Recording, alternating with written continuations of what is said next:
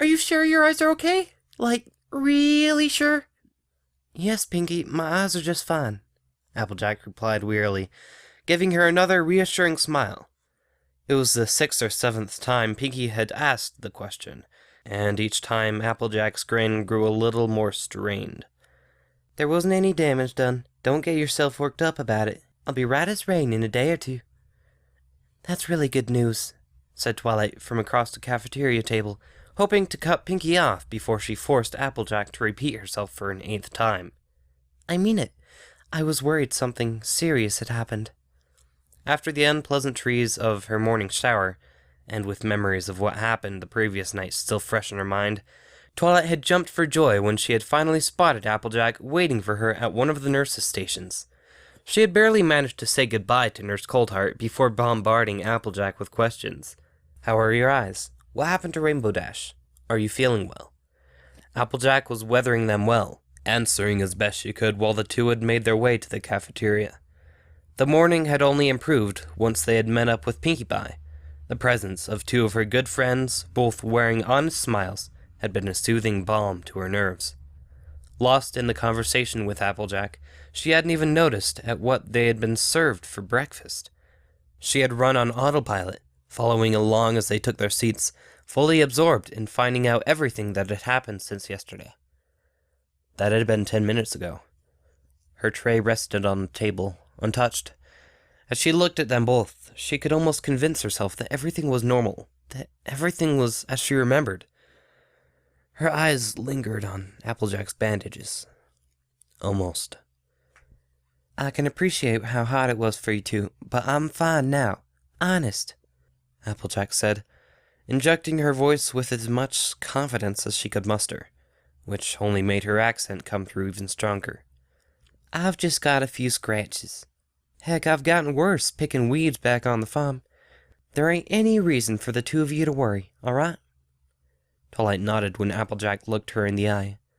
She turned her head to glance at Pinkie Pie, giving her shoulder a reassuring squeeze. All right? Pinkie bobbed her head eagerly. Alrighty, Dr. AJ. Excellent. Now that that's settled, why don't we focus on having breakfast before it gets cold? You two been keeping my gums flapping all morning. I'd like to actually eat sometime today. Applejack gave them both a teasing smile as she rubbed her hooves together. Pulling her tray closer, Applejack eagerly picked up her spoon and glanced down at their meal. She hesitated, staring at the contents of her bowl as her energy was drained away, before her shoulders finally slumped in defeat. Twilight's expression mirrored her friend's as she looked down in disbelief, her stomach twisting in on itself at the sight of what sat on her tray. It was the previous day's leftover porridge with a few bags of gravel and chaff thrown in, and sour milk as a thickener. It was chunky and runny, viscous and clear.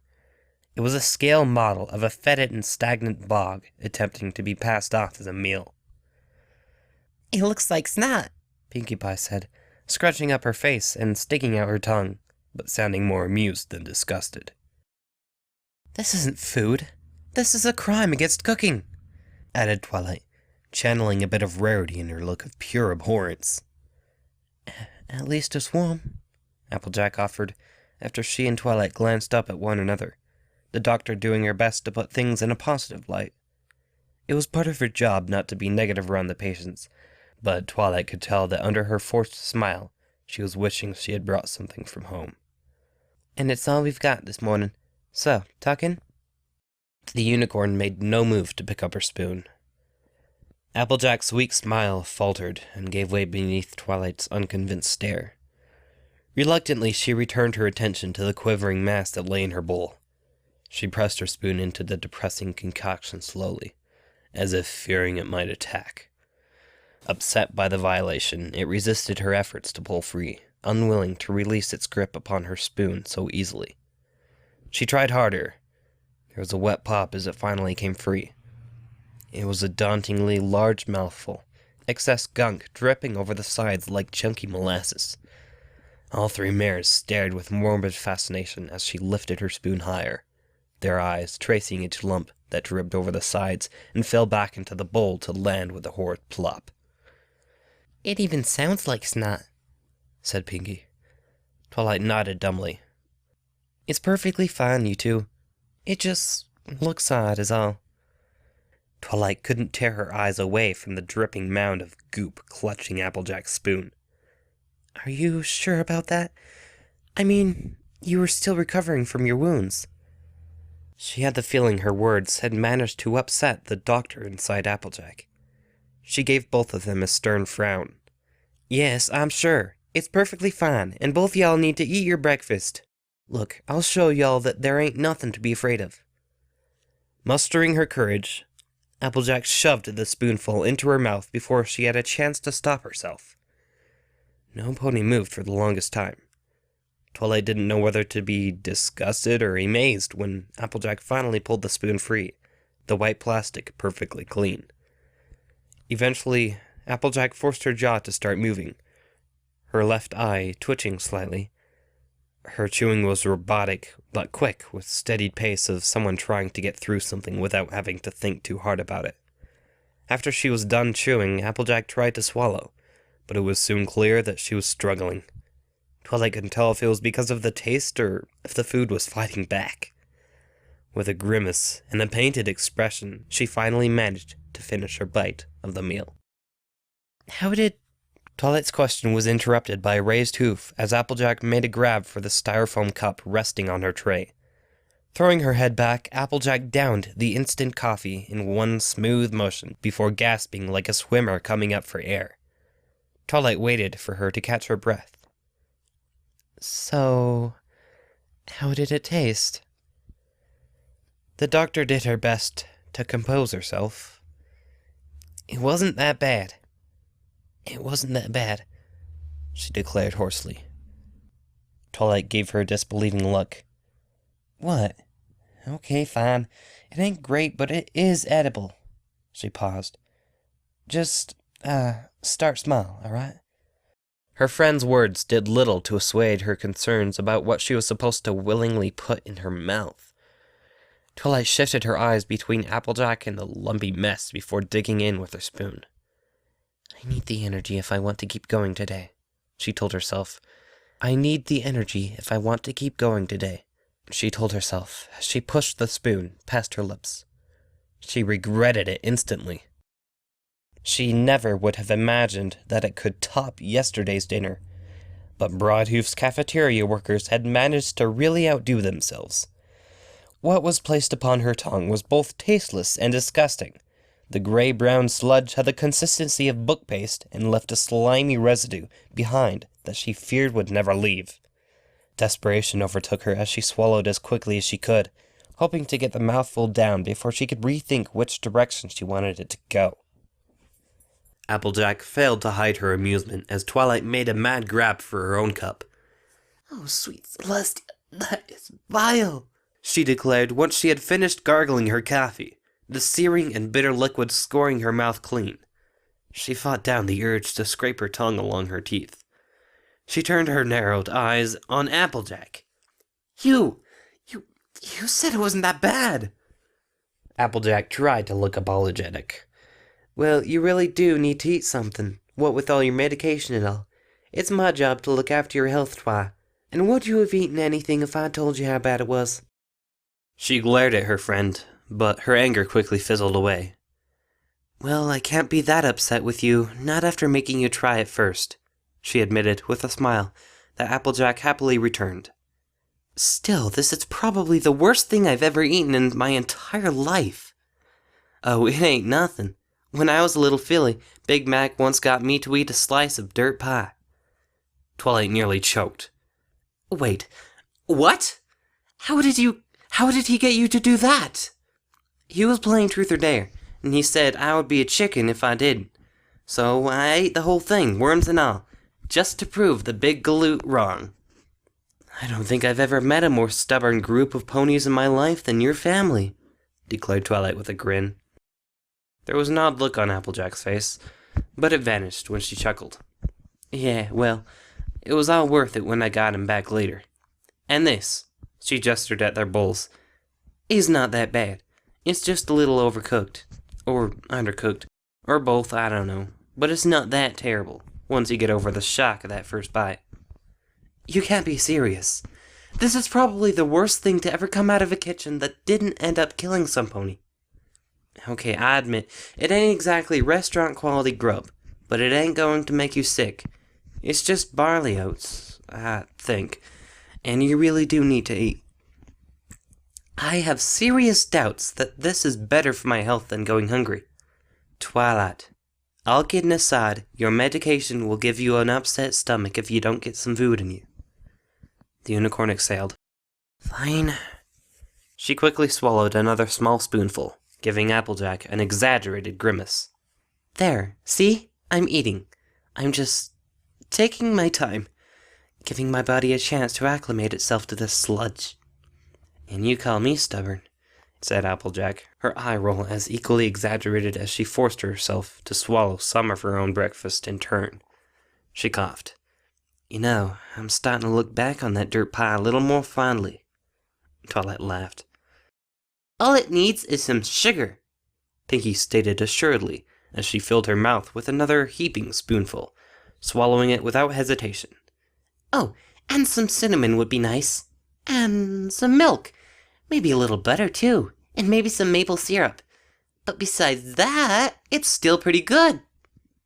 Twilight and Applejack watched in silence as Pinkie Pie tilted her bowl back to pour the last of her porridge into her open mouth before swiftly licking it clean. The two shared a mutual look of disbelief. Applejack eventually managed to close her mouth. That's just impossible, Twilight finished, as she shook her head. Still, she couldn't disagree with Pinkie on all the particulars. It's hard to think of anything that wouldn't make it taste better, she thought, eyeing her meal distrustfully. Twilight reluctantly spooned more of the gooby mess into her mouth. Oh, what I wouldn't give for some fruit right now. The trio descended into partial silence. While Twilight and Applejack forced themselves to eat with the resignation of the condemned, Pinkie Pie held a one-sided conversation in between mouthfuls of porridge from her second bowl. Twilight sighed softly into her bowl as she half listened to Pinkie's meandering story, letting her mind wander in turn. Inevitably, her thoughts coruscated around the same issue that had been hovering over her all morning. Her dream. Was it a dream? On any other day, I wouldn't have to think twice. It was too crazy to be anything but a dream. She looked up from her plastic dishware and glanced around the cafeteria. But now? She thought, the question hanging in the air as she watched two orderlies wrestle a screaming mare back into her seat. The patient sitting beside her kept his head down as he slowly wrote something out over the table with his porridge.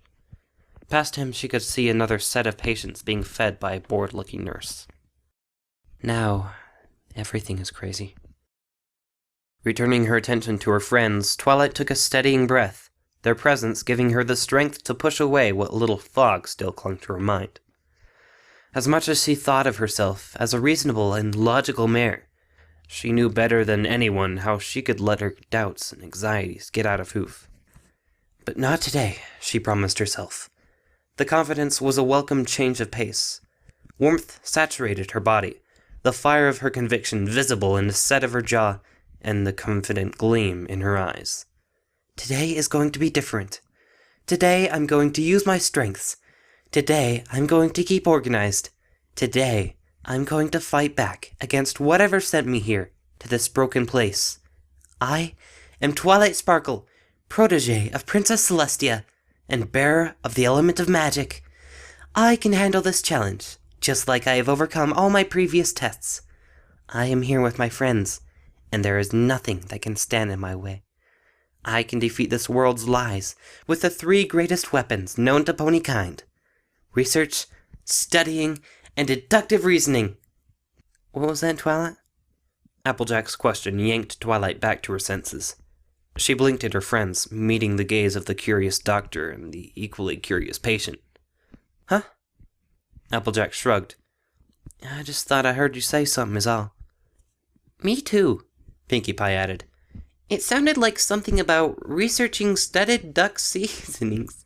Her face brightened. Or maybe red art. It was nothing, said a blushing Twilight loudly. She lowered her voice to normal levels. Really, it was nothing. I was just thinking aloud about, my schedule for the day. She pulled her schedule free from one of the shallow pockets in her green vest and slapped it down onto the table, a little harder than intended. She forced herself to give them a broad grin. Applejack's eyes watched Twilight for a few seconds before she shrugged again. All right. Well, if you have any questions about anything, just let me know. After your meeting with Dr. Rose, I can go over the schedule again with you if you like. I'll keep that in mind, Twilight replied, her fake smile vanishing as soon as Applejack turned away to reluctantly answer Pinkie Pie's question about studded duck seasonings. The embarrassment at being caught speaking aloud became scorn. That was a stupid mistake, she chided herself as she returned the schedule to her pocket. What if I had said something else? This Applejack might be my friend, and she might have some connection back to the mayor I know, but she is still part of the staff here. I can't let anyone know what I'm thinking until I have a better idea of what I'm dealing with. Especially the doctors. No pony can be trusted. She continued to eat her breakfast, reluctantly spooning more of the meal into her mouth as she updated her mental checklist, careful to underline her reminder to watch what she said. She couldn't afford any mistakes. Still, she wasn't as worried as she once would have thought. If there was one area in which she knew she excelled, it was in doing things carefully. Twilight's thoughts soon returned to the previous night's dream. Hours had already passed, but fortunately, or unfortunately, she considered, the nightmare had been so vivid that the details were still seared into her mind. But was it just a dream? She asked herself again, repeating the question a little more forcefully. I fell asleep, experienced whatever it was, and awoke afterwards. It fits the definition for a simple nightmare. But then, considering what this world is like, even when awake, it isn't irrational to entertain the possibility that it could be more than a dream. Her eyes flickered around the cafeteria. This whole experience pretty much argues in favor of the impossible being possible. But does that really prove anything? She replayed her memories of the dream through her head. At first, it had been so real. She couldn't help but feel homesick as she remembered the sight of Ponyville resting just outside her bedroom's window. Everything had been just as it was supposed to be, down to the sense of ink and parchment that dominated the library. Even after the insanity had begun, it had retained a truly visceral feel that she couldn't remember experiencing in a mere dream before. But everything else? My friend's behavior, my imposter's temperament, the physical transformations, everything else had been so strange, so impossible, that the only logical assumption is to label it all a fantasy. The longer she debated the idea with herself, the more certain she became that her dream had been just that, a dream. It had been a frightening and particularly vivid dream, certainly, but in the end it was still just a dream. Even Sombra's magic had relied upon the creation of a realistic illusion, she thought in a professional, scholarly tone.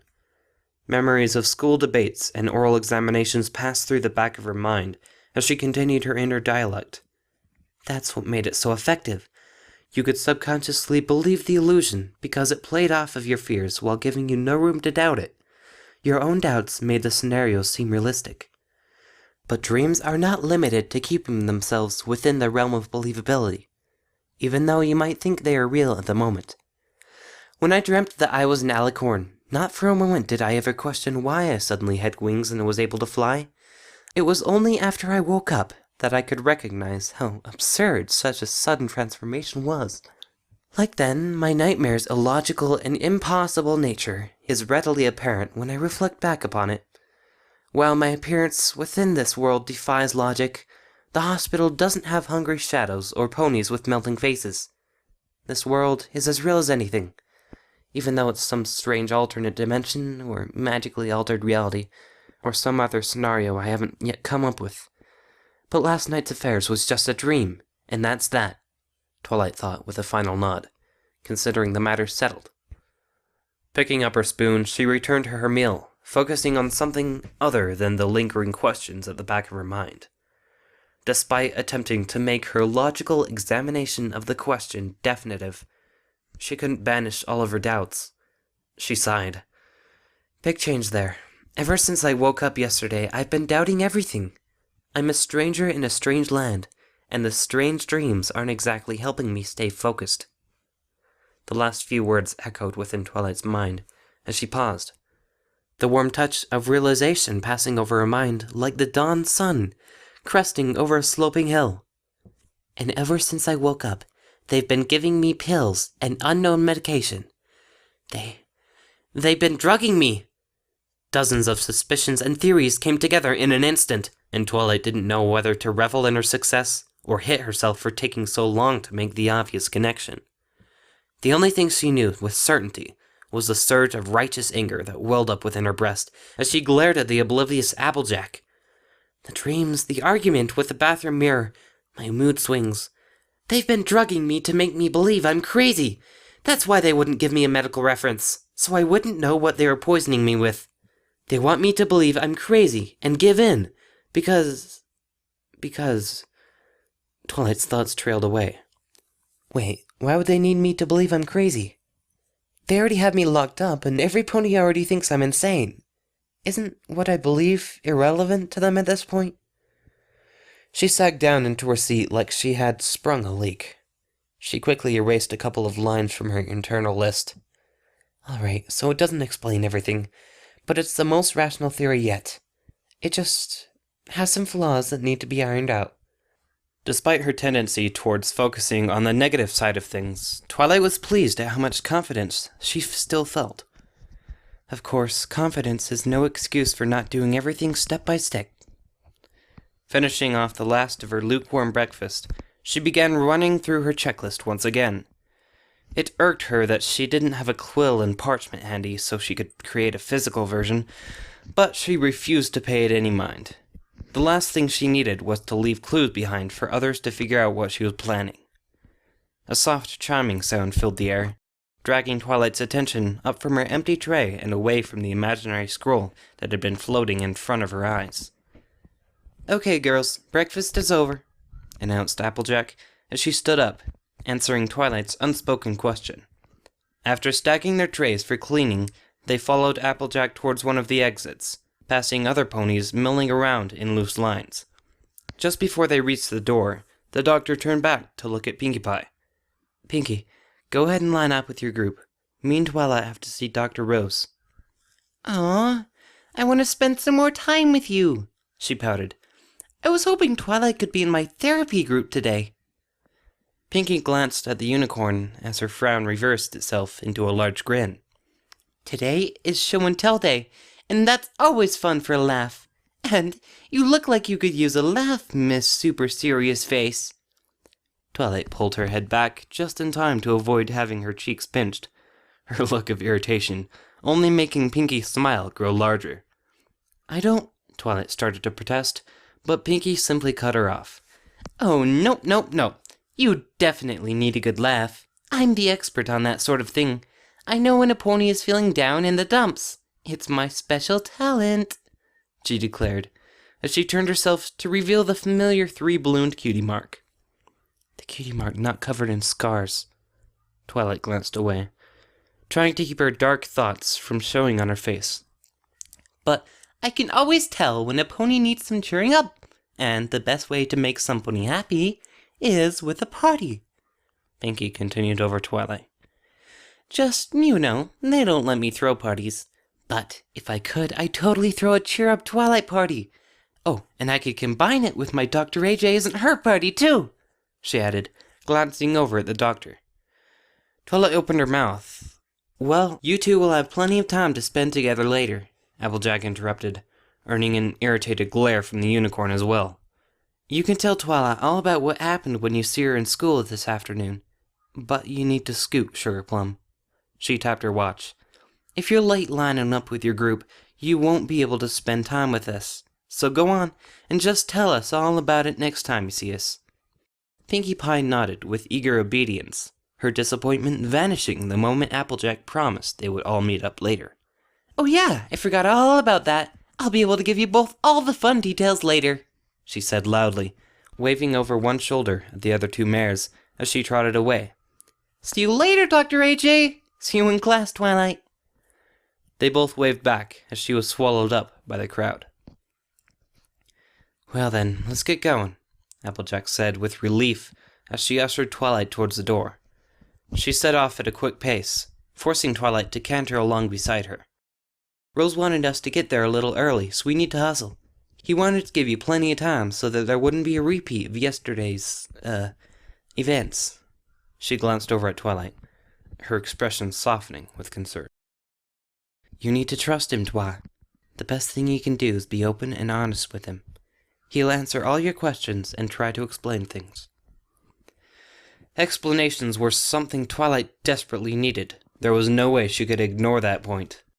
Getting herself and her friends home was a puzzle with all the pieces hidden away beneath unanswered questions.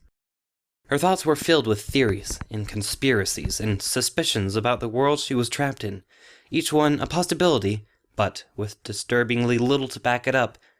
She was playing chess blindfolded, unable to see the board, the setup, or even her opponent. Until she discovered more, any move could be the wrong move. She had to be patient and focus on getting as much data as she could. However, there was precious little of that focus in Twilight's mind as they hurried down the halls of the hospital. Instead, her thoughts were dominated by a single burning question, one she didn't need Dr. Rose to answer. "What did you mean by school?" "Was that?" Applejack asked, slowing down to glance back at Twilight. She looked Applejack firmly in the eye. "What did you and Pinky mean by school? What did you and Pinky mean by school?" "Well, Twilight, every filly has to go to school until they're an adult and graduate. Just because you're a Broadhoof doesn't mean we're going to let your education suffer." "I did graduate," Twilight cut herself, knowing it was useless to protest anything about her real past. She frowned. "Okay, how am I not already a full-grown mare? You're supposedly old enough to have completed med school and begun working at a hospital. How am I supposed to be taking classes?" The question brought Applejack to a full stop. She stared back at Twilight, giving her another odd look. There was a long, uncomfortable pause. "Twi, how old am I?" she asked carefully. 20, Twilight replied automatically. Having friends had been such a new experience for the unicorn that she had gone to great lengths to memorize their birthdays.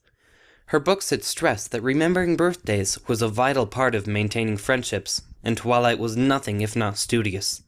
The thought of embarrassing herself and her new friends in a social situation had been a powerful motivator indeed. She was absolutely confident in her knowledge of her friends' ages. Another length of silence passed between them, as Applejack continued to stare at her. "Twilight, I'm 26. Twilight blinked. "No, you're not." "Yes, I am, Sugar Cube. If I were 20, I would still be in college." "No, that's not right," Twilight declared louder, shaking her head as if trying to force Applejack's words out of her mind physically. You're not that much older than me. You can't be 26. She scowled and turned away, glaring out one of the nearby windows. No! The long hallway began to close in around them, slowly crushed beneath the oppressive quiet that hung in the air. She ignored Applejack, keeping her eyes locked on a tree outside. She knew it wasn't that important. It was a small detail from a broken world. What did it really matter if this Applejack was a little older than her? A little older than the real Applejack.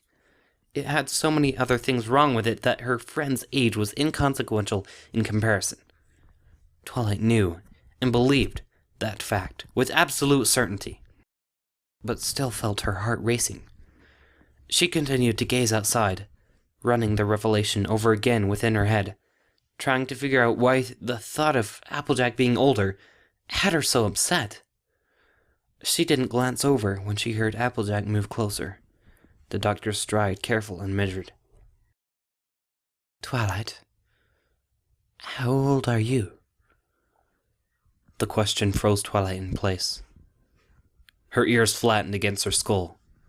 The hairs on her neck stood on end. Slowly, her body fighting her every step on the way, she turned her head to stare back at Applejack. She ran her tongue along the inside of her dry gums. 19, she whispered.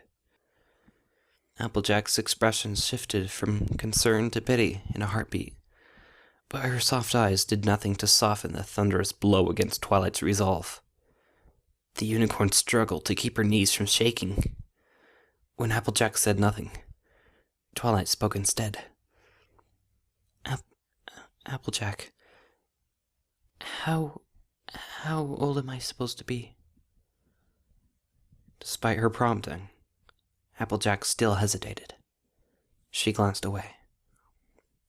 How old am I, Applejack? Repeated Twilight forcefully. She had to know. The doctor sighed. 17. You're only 17. Twilight blinked. She had been expecting the revelation to crush her flat, to bowl her over and send her mind scrambling to recover. It wasn't enough for this world to take her past, her friendships, and her accomplishments. It also had to take whole years of her life. It should have sent her reeling. Instead, she felt, well, not much, really. She frowned. I should be more bothered by this. Why am I not upset? Her silence was enough to get Applejack to look up from the tiles on the floor. Twilight, are you alright? She asked softly, her voice dripping with concern. Yeah, I am. Twilight shook her head slightly and looked into Applejack's green eyes. I mean, I'm fine. I'm perfectly fine. You would think that being told you're the wrong age would be a bit more shocking, but it's not. The two mares stared at each other with matching expressions of mild bewilderment. Really? Twilight nodded. Yeah. She played the information over in her head. She wasn't in shock, and wasn't in denial. Why then was she so okay with this?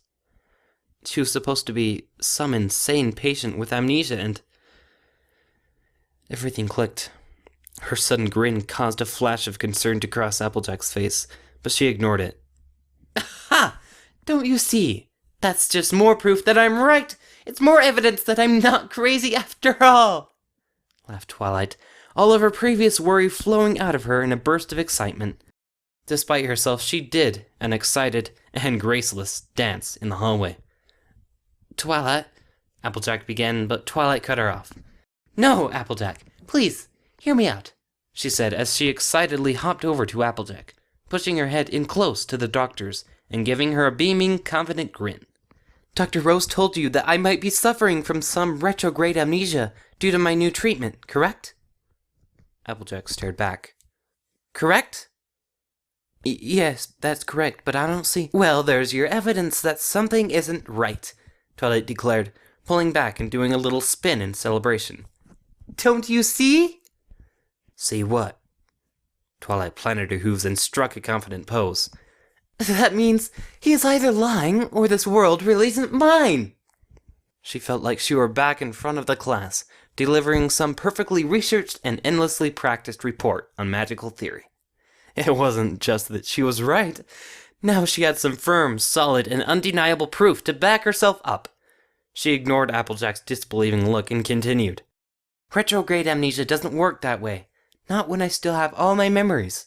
Sure, anterograde amnesia can lead to confusion over one's age, because it prevents the sufferer from developing new memories, preventing them from realizing the passage of time. But that's not what they say I have. They claim I have retrograde amnesia, as in, my memories of the past are missing. But that's not true! Pacing back and forth with her head held high, Twilight ignored Applejack's attempts to interrupt her diatribe, determined to get her point across. I have all my memories of my real life. The doctors claim they are delusions, but that doesn't fit the facts. Here I am, with perfectly clear memories going back to foolhood. But somehow they don't match up to what this world claims is true. More importantly, somehow my delusions include 2 full extra years of a life which I supposedly didn't live. That is not how amnesia, much less schizophrenia, works. Neither of those illnesses would result in me crafting a full fantasy past for myself that is longer than my real life. Amnesia takes memories away, leaving nothing but gaps. Schizophrenia can create false memories through delusions, but it couldn't cover up all those gaps and add on 2 extra years of my life, especially not while simultaneously leaving me with absolutely no memories of the real world.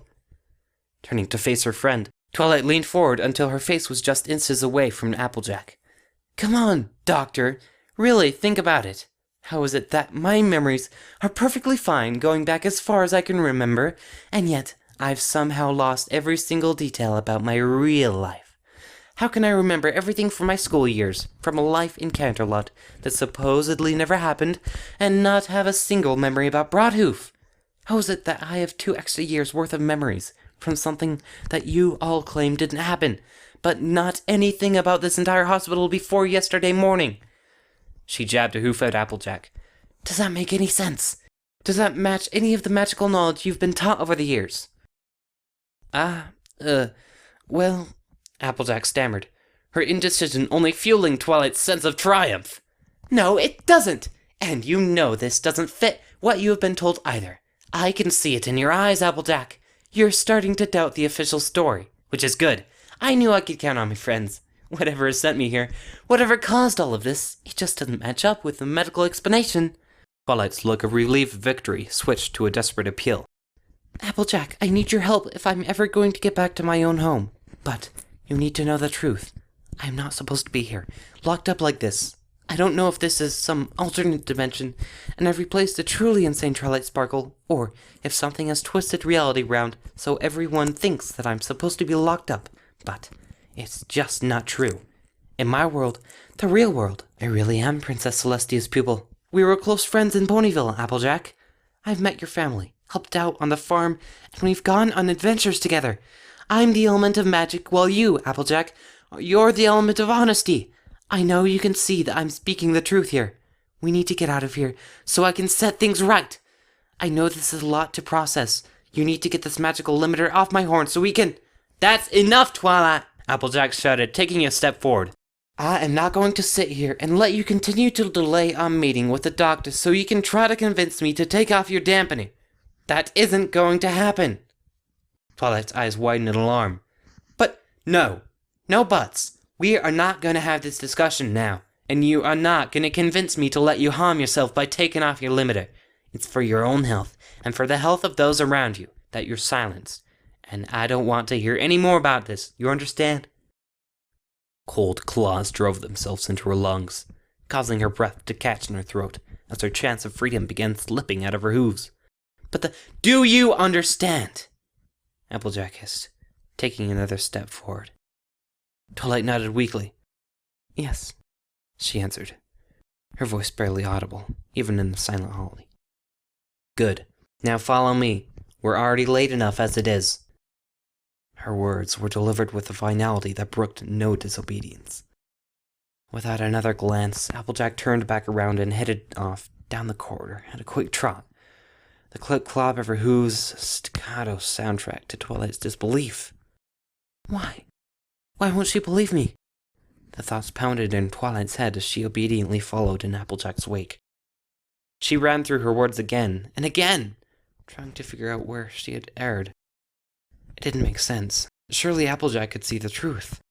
But even an amateur like Twilight could tell that not everything was as it should be. Sniffing and rubbing her eyes, Twilight hurried to move parallel with her friend. Turning her head, she watched Applejack walk with determined strides, pointedly refusing to meet Twilight's stare. Her narrowed eyes were locked on their destination ahead, her jaw pulled tight. Why is she angry? Twilight asked herself, pushing back her own doubts. She had promised herself she was going to stay strong, after all, and for once she had something firm to hold on to, something solid she could base her confidence around. The age difference made no sense and didn't match up with what she had been told about her condition. Why couldn't Applejack see it too? Why was she angry at Twilight for pointing out the truth? She glanced over at her friend again. The Earth Pony's jaw was still locked tight, giving her the firmly stubborn look that Twilight was familiar with. But her green eyes, there wasn't just anger there. Twilight's heart skipped a beat. It was doubt. There was doubt there, hidden beneath the tough exterior Applejack was trying to maintain. It was all of Twilight's self-control to keep from giving a whoop of joy and tackling her friend in a hug. She had done it! Something she had said had gotten through to her friend.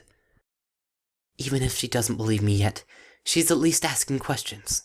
That's the first step. Twilight felt 100 pounds lighter as she turned away. Her friend didn't believe her, not yet, but at least something she had said had struck a chord with an Applejack. It was just a starting point, but for Twilight it felt like she had already won. After so long spent suffering through self-doubt and fear, she was finally making progress. The more she learned, the more knowledge she obtained, the greater her chances of making her way home. They didn't speak for the rest of the journey, each mare lost in her own thoughts. Thankfully, it didn't take long. The thick oak doors announced their arrival as clearly as the gold plaque mounted on the wall. "All right, here we are." Applejack stopped and looked back at her. She opened her mouth to say something else, but hesitated. Her jaw snapped shut as she silently turned back to the door and knocked politely. A muffled "come in" managed to penetrate the thick slabs of wood. Pushing the doors open, Applejack turned to usher Twilight inside, not meeting the unicorn's stare. Twilight didn't mind. She would let Applejack take her time. Besides, she had questions that needed answers. Lifting her head high, Twilight strolled into Dr. Rose's office.